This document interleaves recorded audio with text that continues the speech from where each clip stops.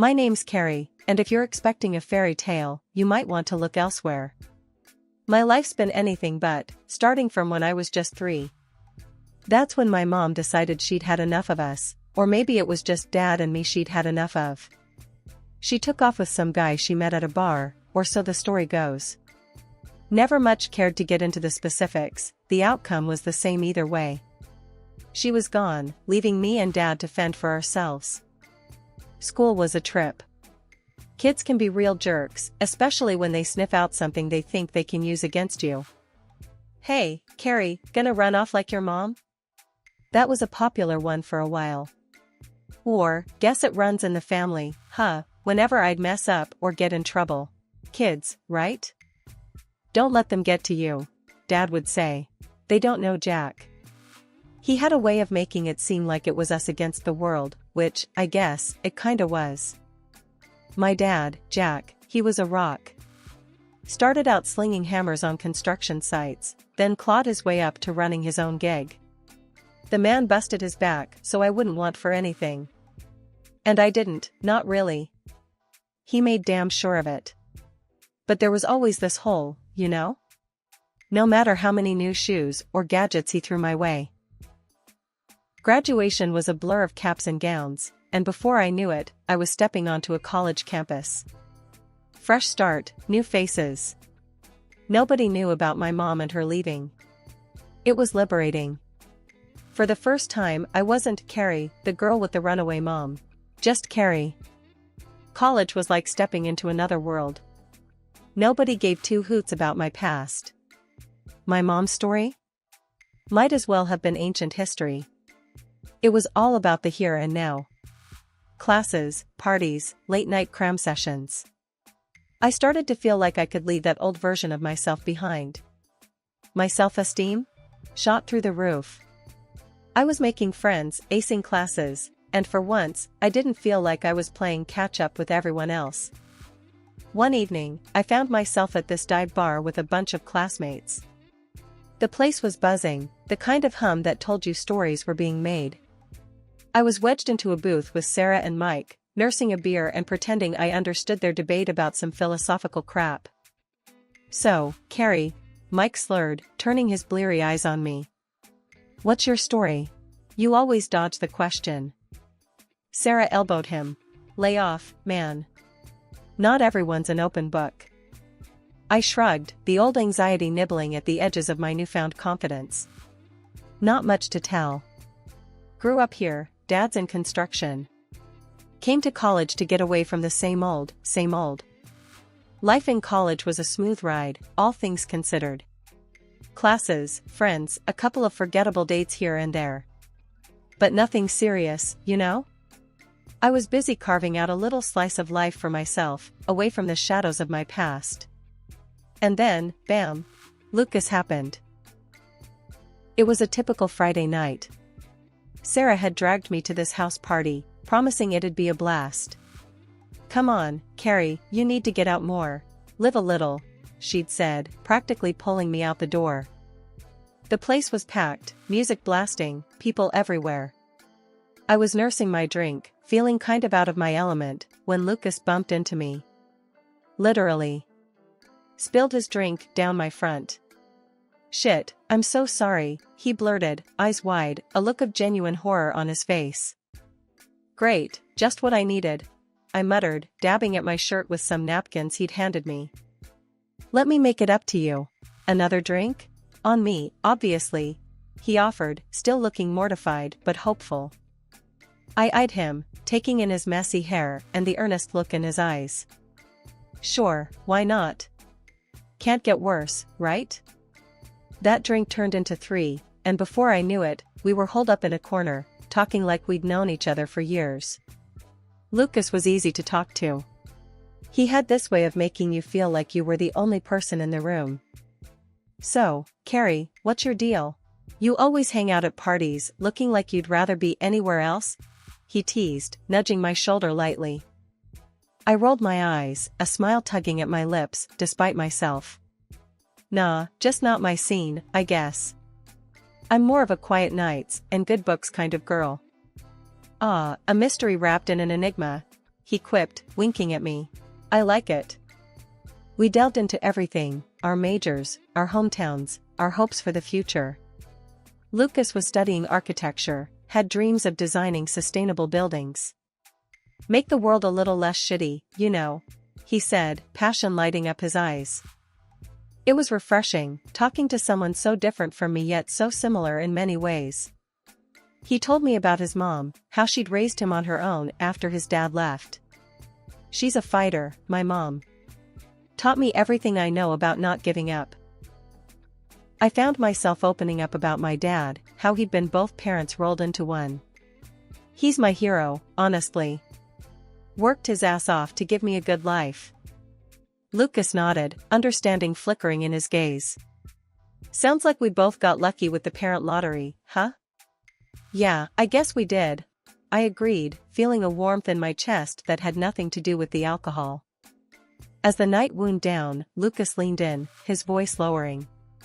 I don't know about you, but I'm really glad I spilled my drink on you. I laughed, the sound bubbling up from somewhere deep inside. Me too, Lucas. Me too. He walked me home that night, the streets quiet and the air crisp around us. When we reached my door, he hesitated, shuffling his feet. So, can I see you again? Maybe without the party and the spilled drinks? I bit my lip, considering. A part of me was screaming to say yes, to dive headfirst into whatever this was. Another part was cautious, wary of getting too close. But looking into Lucas's hopeful eyes, I found myself nodding. Yeah, I'd like that. Fast forward through countless dates, late-night phone calls, and studying sessions together, we were inseparable. College life was good, but having Lucas in it made it great. Before I knew it, graduation rolled around. Walking across that stage, diploma in hand, I spotted Lucas in the crowd, cheering louder than anyone else. Felt like my heart was gonna burst right out of my chest. Life after college was a blur of new beginnings. Landed a job as an accountant, and Lucas kicked off his career in architecture.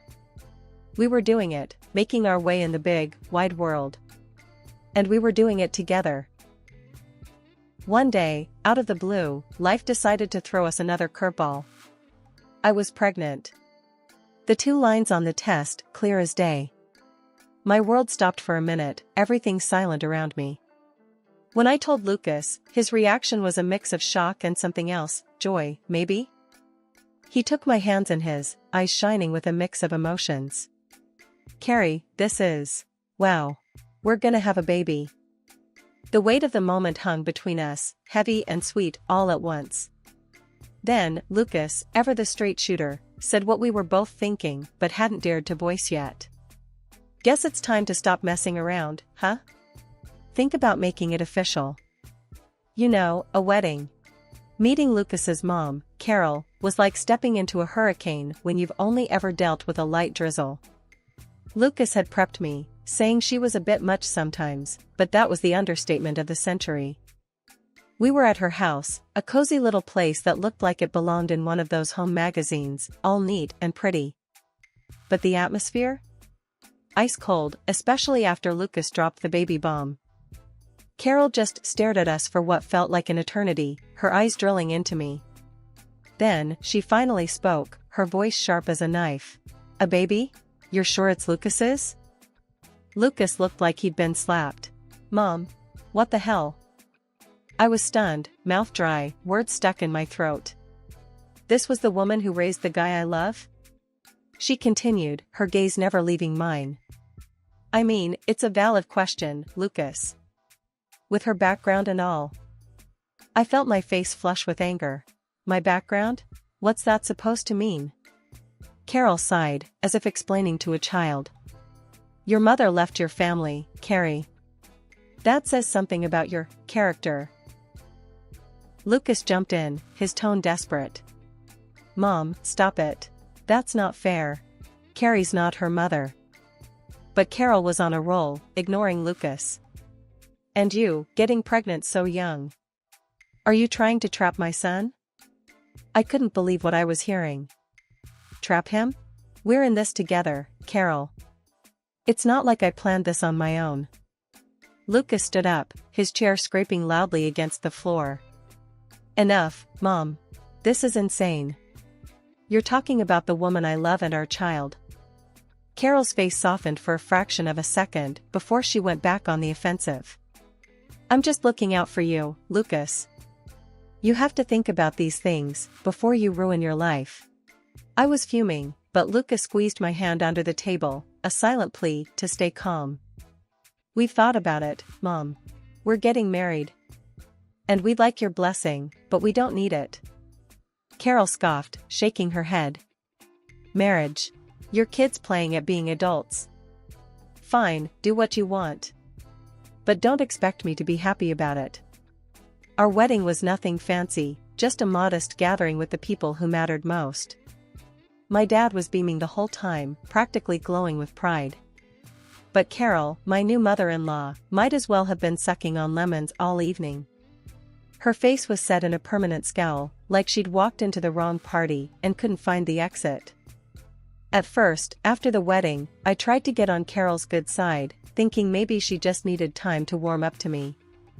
Lucas and I would go over to her place together, but each visit felt like walking into a lion's den. She had this way of talking, dropping little sarcastic comments and laughing them off, but they always landed like punches. Stuff about the baby, like, sure hope the kid gets Lucas's brains, we don't need another runaway in the family.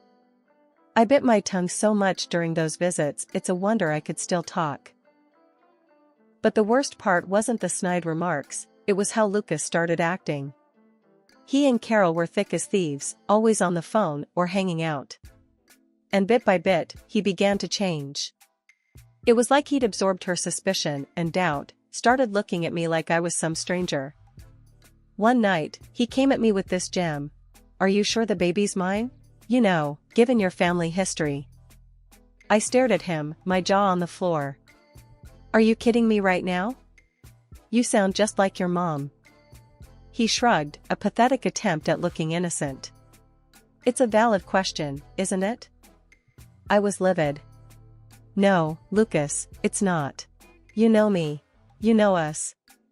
How can you even say that? The distance between us grew with each day, each visit to Carol's, each whispered conversation he thought I didn't hear. I stopped going over to her house, couldn't stand the toxicity.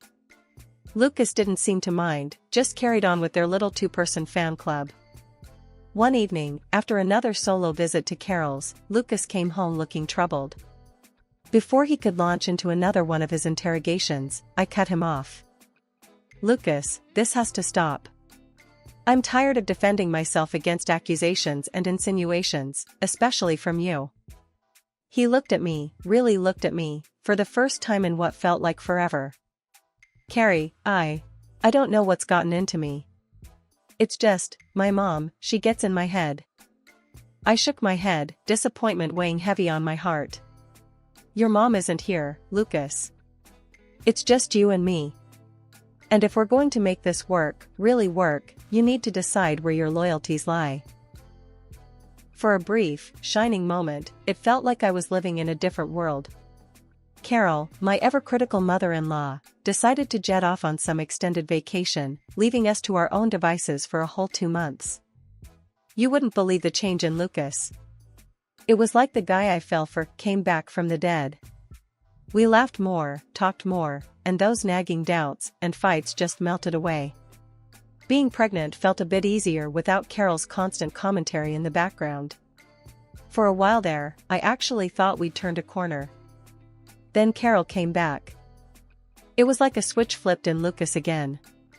The tension, the suspicion, it all came creeping back, like mold in a forgotten corner. She must have been filling his head with all sorts of nonsense the second she got back. I held on to hope, though. Hope that once our daughter was born, things would change. That seeing his child, our child, would snap Lucas out of whatever spell his mom had cast over him. Boy, was I wrong. From the moment our daughter, Lily, entered the world, Carol was on us like a hawk. She'd swoop into our home uninvited, under the guise of helping. But her help was more like a barrage of criticism. You're holding her all wrong, she'd snap, watching me like I was about to drop Lily on her head. Her bath is too cold. Are you trying to freeze her? She'd accuse, sticking a finger in the bathwater like some kind of twisted Goldilocks. And the feeding? According to Carol, I might as well have been trying to poison Lily with the way I was going about it. Nothing I did was right.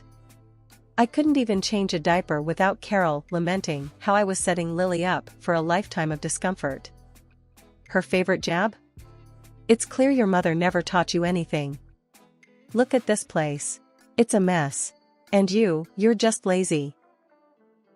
Each word was a knife, and I felt myself bleeding out, bit by bit. Lucas, for his part, was no help.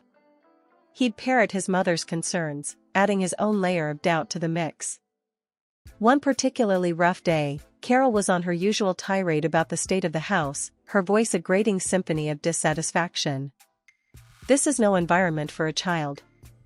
It's filthy. And you're just sitting around. What kind of mother are you? I was at my breaking point. I'm doing my best, Carol. Maybe if you actually offered help instead of just criticism, things would be different. Her laugh was sharp, dismissive. Help? Dear, you need more than help. You need a miracle to learn how to take proper care of a child. Lucas walked in just as the words left her mouth, his expression a mix of confusion and concern. What's going on here? Your wife, Carol said, turning her poison-tipped words toward him, is clueless. It's a wonder Lily is thriving at all. I looked to Lucas, hoping for some sign of support. But all I saw was hesitation, a man torn between his mother and his wife. The night was rough. Lily's tummy was acting up, keeping us both awake till the early hours. Deciding we both needed the rest, I took the day off to lie down with her, hoping she'd feel better soon. But then Carol burst in like a tornado, her voice booming through the house about how dirty it was and that there was nothing to eat. This place is a mess. And what about dinner? Lucas can't be expected to cook for himself. I was too tired and frazzled to deal with her. Lucas said he'd handle dinner tonight. It's fine, I mumbled, trying to keep my voice down so Lily wouldn't wake up. Carol wasn't having it. She raised her voice even louder. He should not have to. It's your job to take care of him. Get up and start cooking. Ignoring her, I went back to the bedroom, hoping she'd get the hint and leave. But no, Carol followed, ranting right into the bedroom about how I was failing as a wife and mother. Fearful her yelling would disturb Lily, I got up, gently took Carol by the arm, and led her towards the door. Please, just stop. You're going to wake her, I pleaded quietly. That's when she started screaming. Are you kicking me out? How dare you lay your hands on me? Lucas came home right at that moment. Seeing me with my hand on his mother, he lost it. What the hell do you think you're doing to my mom? He bellowed. Before I could explain, he shoved me. I lost my balance, my head cracking against the edge of the bedside table. Everything went black. Waking up to cold water being splashed on my face was a shock. Carol and Lucas were both standing over me, looking more angry than concerned. Lily's cries filled the air, adding to the chaos. Lucas was livid. Until you prove that's my daughter, I'm not touching her. Deal with her crying. He practically threw me towards the bedroom. The room spun around me as I tried to stand, my head pounding in pain. I'd never felt so alone. My dad, the gentlest man I knew, had never so much as raised his voice at me. And here was the man I loved, the father of my child, pushing me away like I was nothing. I picked up Lily, holding her close, her cries slowly turning into whimpers. As I rocked her, the reality of what just happened hit me hard. Lucas and his mother had crossed a line I never imagined they would. The next morning, Lucas left for work as if nothing had happened, and I quickly packed my suitcase and called a taxi. The moment I stepped into Dad's house, with Lily cradled against my chest, the weight of the world seemed to crash down on me. Dad, I didn't know where else to go. I whispered, my voice breaking, feeling the tears I'd held back start to edge their way forward. He didn't say much, just took us in and held me tight, Lily squished between us. You're safe here, he murmured, his voice a steady rock in the chaos. Tell me everything. Explaining it all to Dad was like reliving a nightmare I couldn't wake up from. His face grew darker with each word, his anger palpable. We're going to the police, he decided, his tone leaving no room for argument. And then, we're putting an end to this. The police station was intimidating, cold, and impersonal. The officer behind the desk looked up as we approached. Can I help you? I took a deep breath, Dad's hand on my shoulder grounding me. I need to report domestic violence. The officer's demeanor changed immediately, his voice softer. Of course, ma'am. Please, come with me. We'll talk somewhere private. Sitting in that small room, with Dad by my side, I poured everything out to the officer, who listened intently, nodding encouragingly. It's important we know everything, he assured me after I stumbled over the details, ashamed and scared. When Dad's journalist friend got in touch about the TV segment, I was hesitant. It's a chance to tell your story, on your terms, Dad encouraged. You could change things for others. Sitting under the harsh studio lights, facing the host, my stomach was a knot of nerves. Many are calling you a symbol of courage, the host began. What made you decide to speak out? I found strength I didn't know I had. I realized silence was another form of fear, I said, my voice steady. I needed to fight back, not just for me, but for Lily. No one should have to go through this. The segment aired, and suddenly, my story was out there, sparking conversations, drawing support from corners I never expected. Lucas's facade crumbled under the weight of public scrutiny, his actions condemned. The court proceedings were a whirlwind. Lucas was found guilty of domestic violence, stripped of any rights to Lily. And in a twist I hadn't seen coming, they ran a DNA test. Turned out, Lily was his, no doubt about it. His baseless accusations, all for nothing. Carol didn't get off scot-free either. The judge hit her with a fine for emotional abuse. It wasn't much, but it was something, a recognition of the hell she'd put me through. After the divorce, I kept my distance from Lucas and his mom, Carol. The last thing I wanted was to hear more excuses or face their denial. But Dad, ever the protector, saw an opportunity for closure, not just for us, but publicly. He arranged for us to confront Lucas and Carol in the same TV show, after which my life changed. Sitting backstage, I felt a storm of emotions. Anger, betrayal, but underneath it all, a flicker of hope for some semblance of justice. Dad squeezed my hand, his silent way of saying, "We've got this." The host was known for not pulling punches, and as we took our seats, I could see Lucas and Carol were uneasy. The audience's murmurs grew quiet as the show began. Today, we have a story of betrayal, courage, and the pursuit of justice, the host began, setting the stage. He turned to Lucas and Carol. You've been accused of some serious mistreatment. How do you respond to these allegations? Lucas stumbled over his words. I didn't realize how far things had gone. I'm sorry. Carol tried to deflect. We thought we were doing what was best. The host cut in. Best? By whose standard? You pushed her to the brink. The audience's reactions ranged from disbelief to anger, their hums and murmurs filling the studio. Then, it was my turn to speak. I don't need their apologies. What's done is done. My focus is on my daughter and giving her a life full of love and security, something they tried to take from us. Lucas looked down, unable to meet my gaze, while Carol seemed to shrink in her seat. The host nodded solemnly. It takes incredible strength to stand in your truth. What message do you hope to send? That justice and kindness always win. That no one should ever feel alone or without options, I said, my voice steady. By the end of the show, Lucas and Carol had publicly apologized, but their words felt hollow.